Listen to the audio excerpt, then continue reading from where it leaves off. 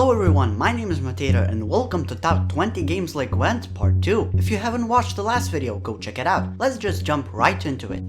Earthcore Shattered Elements. This game has sort of a sad story. It was abandoned when its developers changed and there was a lot of internal conflict. A real shame. Game looks nice and has a cool UI and is very original. The webpage is dead and forums have been overtaken by scam posts. The game itself is still available to play and it has players, but there will be no updates to the game. Sad.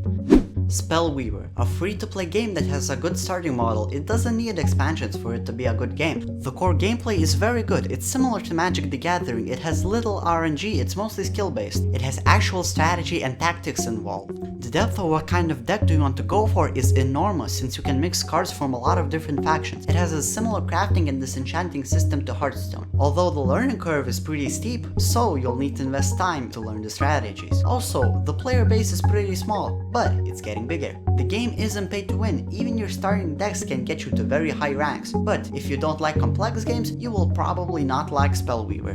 Pokemon Trading Card Game Online. It's a collectible Pokemon card game. It's very child friendly, great way to introduce them to games and develop the logical thinking, and have those precious few minutes of peace and quiet. It's been around since 2011. I recommend checking the tutorial and maybe a video on YouTube. Fun game for Pokemon lovers. Graphics are of course cartoony, but they're pretty good. The UI seems convenient and the players are friendly.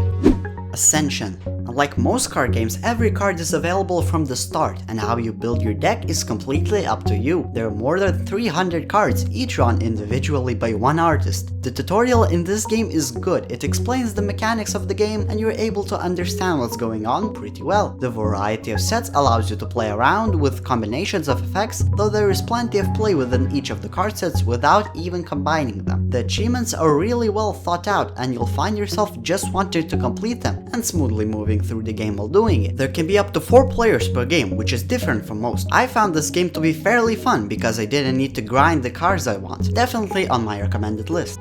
Eternal Card Game. This free game looks very detailed and pretty and has interesting lore behind the cards that you have. The in-game currency is very generous, so you don't need to spend money on this game. The tutorial is very simple and interesting and teaches you about the cards and how you need to synergize everything. Card mechanics are really interesting, more complex than Hearthstone, although some cards are absolutely imbalanced and can win the game alone. But regardless, you can compete in the top tier while not needing to buy any special passes, which is nice. There are also many cool special events in the game that you can partake in. Check it out if you have time. I think you'll enjoy it. Shadowverse Collectible Card Game. Game is described in 2 simple words: weeb Hearthstone, but it's really fun regardless. Although it seems that now this game has hit a rough patch and the game is imbalanced, but I hope this will be fixed soon. It's a quick-paced game, the games rarely take more than 10 minutes. The game gives you 60 card packs just for making an account to get started. This game however needs 40 cards to make a deck opposed to Hearthstone's 30. If you're already familiar with the genre, I'd recommend this since it offers a bit more challenge, but if you're not, I'd recommend Hearthstone before this since it gives you a better understanding of the whole card game mechanic and it has an easier learning curve. Infinity Wars. The game itself is free, but the expansions cost a lot. They range from $20 to $45, but looks like they are worth the price because the people are happy with them, so it's alright. It's relatively simple to pick up the game, plus it's aesthetically pleasing. The animations are smooth. It has more than 800 cards with each their own unique animation. There are a couple of modes you can choose. There is solo campaign and there is of course PvP. If you don't have a specific card, you can trade with other people who can give it to you for something in exchange. Pretty cool. Although it seems that the game's popularity has gone down since the release, and they're releasing a similar card game on Android called Infinity Heroes. Hex Shards of Fate. The developers of the company are designing their own dream game, so this game is being actively worked on and they respond to feedback pretty quickly. Hex has a great online experience and is easy, cheap to get into, but it's not as vast as Magic the Gathering yet and lacks face-to-face social interaction. You can enjoy the majority of the game by grinding and trading for what you need. I recommend this game to you because it just seems fun and is very rewarding, plus you don't need long-time commitment. Mana Rocks. The art of the game looks nice. Although still in early access, it seems like a good game. It's free, so you can play this right now if you want, and it's real free to play. The cards are easily obtained, which is nice. The most unique feature of this game is its 2v2 mode, which seems to be done quite well, although the queue times can take a while. It seems that the game nailed the mechanic, and also you can create some very interesting decks and find new interesting combinations.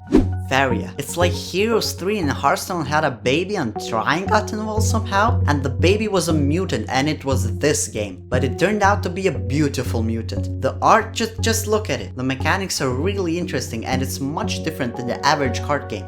There are no card packs, you earn your cards by completing the story mode, which is 100 plus hours of various challenges, puzzles, and other exciting stuff.